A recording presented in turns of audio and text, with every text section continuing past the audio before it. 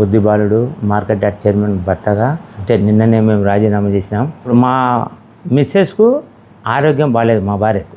మేము లివర్కు సంబంధించిన గడ్డలేసి దాని మీద ఆరోగ్యపరంగా నేను చెన్నై రేలా హాస్పిటల్లో తిరుగుతాను మామూలుగా మా పని మీద.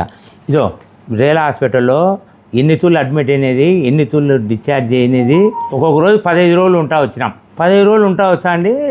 ఈ ఆరోగ్యపరంగా ఏంటంటే ఎప్పుడంటే రాత్రిళ్ళు కడుపు నొప్పి ఎందుకు లేస్తా అంటే మేము ఇబ్బంది పరంగా ఉండి ఎందుకు ఇప్పుడు ఆమె లేడీస్గా అధ్యక్షురాలు గాంధీ నేను పోయి ఆడ పెత్తనం చెలాయించే కుదరదు అని చెప్పి నేను రాజీనామా చేయాలని పెద్దాయన గారు వరదాడి గారికి నేను పోయి విన్నపించుకున్నా. అయ్యా ఇట్లా మా భార్యకు లివర్ సంబంధించిన జబ్బు ఉంది, దీని గురించి మాకు కొంత పరిస్థితి బాగాలేదు, దీని గురించి మేము రేలా హాస్పిటల్ మద్రాసు పోతున్నాము, మీరు ఎట్టైనా కానీ రాజీనామా కొంత ఆమోదించండి వద్దులే అని చెప్తే ఆయన వద్దులే వాళ్ళు ఉండు ఇంకా 2 నాళ్ళు ఏముంది, నువ్వు చేయొచ్చు కదా, నువ్వు పెట్టుకోవచ్చు కదా అని అన్నాడు. అంటే నేనుండి అయ్యా నేను మా భార్య ఉంటే నేను చేసినా అనుకో ఇప్పటికే ఎన్నో అనర్థాలు వచ్చినాయి. ఇంతకుముందు మనము మార్కెట్ యార్డ్లో ఏదో కార్యక్రమం మమ్మల్ని ఏదేదో మాట్లాడిన చైర్మన్ నిద్రపోతుంది అది అని కొందరు మాట్లాడినారు, ఎందుకు లేయా అని చెప్పి మేము దాని గురించి రాజీనామా చేసినాం. అది పెద్ద చేసి నిన్న సాయంత్రం పోయి సెక్రటరీ గారికి ఇచ్చొచ్చిన రాజీనామా పత్రం ఇచ్చొచ్చి అయ్యేట మాకు ఆరోగ్యపరితంగా బాగాలేదని చెప్పి నేను దాంతో ఇచ్చొచ్చింటే దాని గురించి ఈ ఒక్కొక్కరు దాని గురించి మేము రాజీనామా ఇచ్చినాం. ఏదో 3 కోట్లు లెక్క బాకిన్నాడు వద్దిబాలునికి లెక్క ఇవ్వకుంటే ఇట్లా రాజీనామా చేసినాడు అని ఒక పెద్ద మనిషి వాళ్ళది గ్రూప్ ఉందంట. ఆ గ్రూప్ ఏ గ్రూపో తెలియదు. ఆ గ్రూప్ ఉక్కు ప్రవీణ్ అనే వాళ్ళది గ్రూప్ ఉంటే దాంతోంచి పెట్టి మా భార్యను కూడా ఆసుపత్రిలో ఏదో ఉన్నట్టు ఇంత ఘోరంగా ఇట్లా పెట్టాల్సిన అవసరం ఉందా ఆయనకేమన్నా? వాళ్ళతో ఏమన్నా పోయి లెక్క విషయం మాట్లాడినామా ఆర్థికంగా? మా భార్య కలిసి బాగాలేదు, మేము రాజీనామా ఇచ్చినాం. అది మెయిన్ కారణం. ఆ నుంచి నువ్వు ఏదేది ఇప్పుడు ఇంత పెట్టినావు, రాజీనామా ఇచ్చినారు, వద్దిబాలు రాజీనామా 3 కోట్ల లెక్కకే రాజీనామా ఇచ్చా అంటున్నావు. నాకు 10 ఇచ్చేటప్పుడు కూడా నువ్వే ఒక పెద్దగా పోయి విజయవాడలో అందుకు 10 రాకుండా కూడా చేసినప్పుడు ఆయన ఏం చేసినాడు? మన ముఖ్యమంత్రి గారు చంద్రబాబు నాయుడు గారు, నారా లోకేష్ గారు, పార్టీ అధ్యక్షుడు పల్లా శ్రీనివాసరావు గారు అందరూ మన మీద అభిమానంతో ఇచ్చినారు 10. ఎవరు? చంద్రబాబు నాయుడు గారు, లోకేష్ గారు అందరు కలిసి మాకు ఇచ్చినారు. ఇచ్చినప్పుడు మేము ఆ 10 తీసుకున్నా.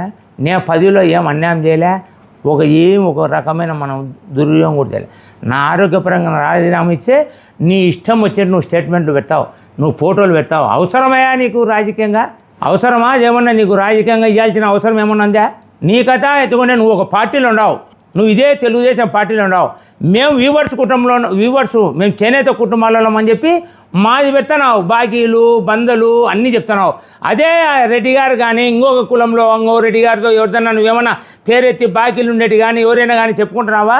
నా అవసరానికి మాది చెప్తావు. రాజకీయంలో నేను 43 సంవత్సరాల నుంచి వరదాడి వెనకమ్మడి నేను ఎన్నో రకాలుగా ఉన్నాం, ఎన్నో ఉడుకుతుడుకులలో ఉన్నాం, ఆటుపోట్లలో ఉన్నాం. ఈరోజు మాకేం వరదాడితో మేము వ్యతిరేకించడంలే. అవయ్యా రాజకీయ పార్టీలు ఉన్నప్పుడు మేము ఉన్నప్పుడు ఒక సందర్భంలో తిరుగుతాన్నాం, పెడతాన్నాం, లెక్క అవసరం పడింటుంది, వాళ్ళు ఇచ్చా అంటారు. నేనొక్క పార్టీలోనే కాదు, అన్ని పార్టీలలో ఉండే నాయకులు, చోటా నాయకులు కానీ బడా నాయకులు కానీ ఏదో కొంత ఆర్థిక సహాయాలు అవన్నీ చేసుకుంటుంటారు, తీసుకుంటుంటారు, పెట్టుకుంటారు, మామూలు. అది నేనేదన్నా మీ దగ్గరికి వచ్చి మాకు లెక్క ఇవ్వండి అయ్యా, నేను లెక్క బాకిందాడు, నా లెక్క రాబట్టి అని మీ దగ్గరికి ఏమన్నా వచ్చింటే మీరు మాట్లాడాల్సిన అవసరం ఉంది. ఇవన్నీ ఫేస్బుక్లో, వాట్సాప్లో, యూట్యూబ్లో ఇవన్నీ అవసరమా? నేను చెప్పేది నువ్వు పార్టీలో ఉన్నావు, రేపొద్దున మా వ్యూవర్తో నువ్వు ఒకవేళ నీకు టికెట్ తెచ్చుకోవాలని ఆమె పోరాడుతున్నావు. నువ్వు రాజకీయంగా ఉంటే వరదాడితో నువ్వు పోరాడుకో. మా పేరు చెప్పి మమ్మల్ని బదనాం చేసేయాల్సిన అవసరం ఏముంది? మమ్మల్ని బదనాం చేయాల్సిన అవసరం ఏముంది నీకు? ఇంతకుముందు కూడా ఉత్తరం మాట్లాడినావు. మార్కెట్ యార్డ్లో శనగల రైతులు జరిగేటప్పుడు నువ్వు నిద్రపోతున్నావా, చైర్మన్ నిద్రపోతుంది అన్నావు. మాకు సంబంధం లేని విషయం అది మార్పేడు వాళ్ళకు DCMS DCOకు వాళ్ళు కంట్రోల్లో ఉండాలి. అది మాకు సంబంధం లేని విషయం. అట్లాంటిది కూడా నువ్వు ఆ రోజు ఎట్లా మాట్లాడావు. ఈరోజు నేను ఆ 10లో ఉండి మా భార్యను ఆడ పెట్టి నేను కింద బయట తిరుగుతా అంటే నేను చెలామని చేస్తే భార్యను లేకోకుండా ఆయన ఇష్టం వచ్చినట్టు చేస్తాను నువ్వే మాట్లాడతావు. నీకు రాజకీయ నైతిక విలువ అంటే కనుక ఇట్లాంటి మాటలు పెట్టకూడదు. రాజకీయాల్లో ఎన్నెన్నో జరుగుతుంటాయి, మంచి జరుగుతాయి, చెడ్డ జరుగుతుంటాయి. ఈరోజు ఆ పార్టీలు ఉంటారు, రేపు మీ పార్టీ. మేము 43 సంవత్సరాల నుంచి వడదాడిని నమ్ముకొని ఉన్నాం, వడదాడి దగ్గర ఉన్నాం. నేను ఒకటి ఆయనతో సవాసం 83లో సవాసం చేసినాం. 2014 వరకు కాంగ్రెస్లో అక్కడెక్కడ ఉన్నాడు. నేను టీడీపీలో ఆయన ఎప్పుడు చేయనాడు, ఆ బుద్ధి నుంచి ఇవ్వదు టీడీపీలో ఉండా. మొన్నటిదాకా అంటావు వైసీపీ అనకుండా అంటావు, వైసీపీ నుంచి వచ్చిన ఒక మనిషి అంటావు. నేను వైసీపీలో 2014 వైసీపీ పార్టీ పుట్టినాంచి నేను యాన్నన్నా కానీ ఒక్క మీటింగులో కానీ ఒక్క జెండా పట్టుకోవడం కానీ యాన్నన్న పెళ్ళిళ్ళ కాడ కానీ వాళ్ళతో నేను ఏదన్నా డీలింగ్ ఉంటే నువ్వు నన్ను మాట్లాడు. సారికి నువ్వు ఇదే మాట్లాడుకుంటా ఇవే పెట్టుకుంటా ఒక పార్టీలో ఉండి ఒక కథ అండి ఇదే నువ్వు అంటావు. నువ్వు ఇది కూడా నేను హైకమాండ్ కూడా తెలుపుతా, నేను పార్టీ కూడా పంపిస్తా. ఒక బీసీ కులంలో పుట్టినందుకు మా మీద రోజు రచ్చలు చేసుకుంటా, మమ్మల్ని ఇట్లా వాట్సాప్లో ఫేస్బుక్లో పెట్టుకుంటా ఇంత నీచంగా దిగదార్చారా. మా ఓట్లు ఉండేది మేము పబ్లిక్గా తెలుగుదేశం పార్టీకి మా వ్యూవర్స్లో ఉండే ఓట్లు. నిన్న కూడా 2014 ఎత్తుకో, 2019 24 ఎత్తుకో, వచ్చిందంతా వ్యూవర్స్ వాటిలోనే 39 నుంచి 40,000 వరకే 12,000 ఓట్లు 13,000 ఓట్లు మెజార్టీ వచ్చినాయి. మేము బీసీలం అని చెప్పి మమ్మల్ని ఆడికంటే ఆడి ఊరికి మాట్లాడుకుంటా ఇష్టం వచ్చింటారు. రేపు నువ్వు అవసరం లేదా మాకు, నువ్వు పార్టీలో ఉండవు. నిన్న లోకేష్ వచ్చినప్పుడు ఆయన దగ్గర నువ్వు మాట్లాడుకో ఏదనంటే నీ రాజకీయం సంబంధం ఉంటే మమ్మల్ని ఎందుకు పెట్టుకుంటా. ఇట్లనే మాట్లాడి నువ్వు ఇట్లనే చేసి మా బీసీ నాయకుడు వాడు బీసీలో మావాడు ఒకడు నందన్ సుబ్బయ్య అనే వ్యక్తి ఉంటే ఆ రోజు ఆ వ్యక్తిని ఊరికే రెచ్చగొట్టి వాళ్ళ మీదకి ఇది ఎట్టినా వ్యక్తిగత విషయాలతో పైకి ఎగదోసి ఏం చేసినావు, లాస్ట్కు వాడిని ముండం పోయించిన చంపే స్టేజ్ తెచ్చినావు. వ్యక్తిగత విషయాలు వానికి నూరు పోయించిన నువ్వు చేసిందే. అదే విషయాన్ని ఏమన్నా నిన్న లోకేష్ బాబు గారు కానీ ఇన్నితులు నువ్వు విజయవాడ పోతున్నావు. విజయవాడ యావద్దన్న కానీ అయ్యా ఇట మనం పలాంటప్పుడు జరిగింది ఆ హత్య గురించి ఏదన్నా మీరు సిబిఐ ఎంక్వైరీ కానీ సిఐడి ఎంక్వైరీ కానీ జరపని ఏమన్నా ఒక్కరోజైనా కోరుకునేవా? నువ్వు రాజకీయాల్లో పార్టీలో ఉండవు, పార్టీలో ఉండి లేచాంచి పార్టీ వ్యక్తులనే విమర్శిస్తున్నావు. నేనేమో చైర్మన్ పదవికి పార్టీ పదవికి రాజీనామా చేసినానా? నేను తెలుగుదేశం పార్టీలోనే మేముండా, మా కుటుంబ సభ్యులు, మా వర్గం ఉండాలి, మా వాళ్ళంతా ఉన్నారు.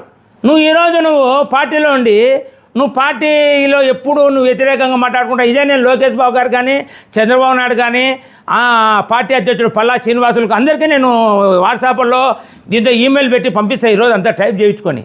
ఎందుకంటే పరిస్థితి నువ్వు పార్టీలో ఉండవు, ఎప్పుడు పార్టీ మీద వ్యతిరేకత మాటలే. నేనేమన్నా నీకేమన్నా ఇవ్వద్దన్నా నిన్ను విషయం వ్యతిరేకంగా మాట్లాడింటే దాంతో నువ్వు మాట్లాడాల్సిందే. నువ్వు విషయం లేని విషయాలన్నీ పట్టుకొని పట్టాడు.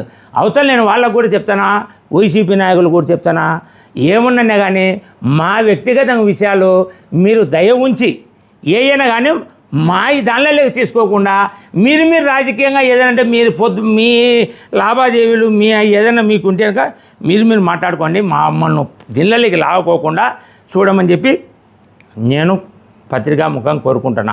అందరూ పార్టీ పదవుల కోసం కొట్లాడుకుంటున్నారు. నేను ఉండే పదవిని పోగొట్టుకోవాలని నేనేం ఆలోచన చేసుకోను. నాకు సమస్య బాగాలేదు కాబట్టి మనం బయటికి పోయి తిప్పలేము. ఇప్పుడు నాకు పులివెందుల ఇన్ఛార్జ్ ఇచ్చినారు, ఒక 7-12 బూతులు. మీరు పోండయ్యా అంటారు. ఏడ పిలుచుకొని వాళ్ళ బాగాలేని దానికి ఏమను అని నేను రాజీనామా చేసిన తప్ప ఇవన్నీ ఏమిలే. ఆయనకేముందంటే లేచినాంచి మమ్మల్ని పట్టుకోవడం. ఆ రోజు పార్టీ 10 వచ్చేటప్పుడు నాకు ఆమె పెట్టినావు. ఆ రోజు పెట్టచ్చు కదా నువ్వు. ఈ 3 కోట్లు బాకీ నాడు, ఈ 3 కోట్ల కోసం ఆయనకు 10 ఇస్తున్నారు, 10 కోసం పాకులాడతాను. ఆ రోజు ఎందుకు ఇలా స్టేట్మెంటు అనవసరమయ్యా. రాజకీయాల్లో ఉందాతనం ఉండాలా. మంచి వ్యక్తిగత విషయాలు లేకుండా ఏదైనా రాజకీయ విమర్శలు చేసుకుంటూ పోవాలి. కానీ ఇట్లా వ్యక్తిగతంగా ఫోటోలు పెట్టి ఎట్టంటే మనుషులను బదలాం చేసే పని మాత్రం ఇది చాలా నీచమైన పని. దీన్ని మాత్రం తప్పకుండా ఇది నేను చెప్పేది ఆ పెట్టిన వాళ్లకు, ఆ పెట్టించే నాయకులకు నేను చెప్పేది ఒకటి మనవి. రాజకీయాల్లో ఇవ్వదు. నువ్వు ఉండొచ్చు, నేను ఉండొచ్చు, పోవచ్చు, ఇవన్నీ మామూలే. రేపు పొద్దున నువ్వు నా దగ్గరకు అవసరం పడి రావచ్చు, నేను నీ దగ్గరకు అవసరం పడవచ్చు. ఇట్లాంటివన్నీ పెట్టేప్పుడు మంచి భావాలు దెబ్బ తినుకోకుండా మీరు చూడాల్సిందిగా కోరుతున్నా. మీ వివాహాది శుభకార్యములకు, పుట్టిన రోజులకు, మీటింగులకు అత్యాధునిక సదుపాయాలతో ప్రొద్దుటూరు వాసవి సర్కిల్ వద్ద నుంచి అతి సమీపాన మీకు అందుబాటు ధరలలో happy banquet AC function hall మీకు స్వాగతం పలుకుతుంది. మా ఫంక్షన్ హాల్ నందు వంట సామాగ్రి మరియు విశాలమైన కార్ పార్కింగ్, అతి తక్కువ మెయింటెనెన్స్ ఖర్చుతో ఏ ఫంక్షన్ అయినా మా happy banquet AC function hall నందు జరుపుకొని ఆనందాన్ని పొందండి. బుకింగ్ కొరకు సంప్రదించండి. మా సెల్ నంబర్ 9100600238 7799 000211.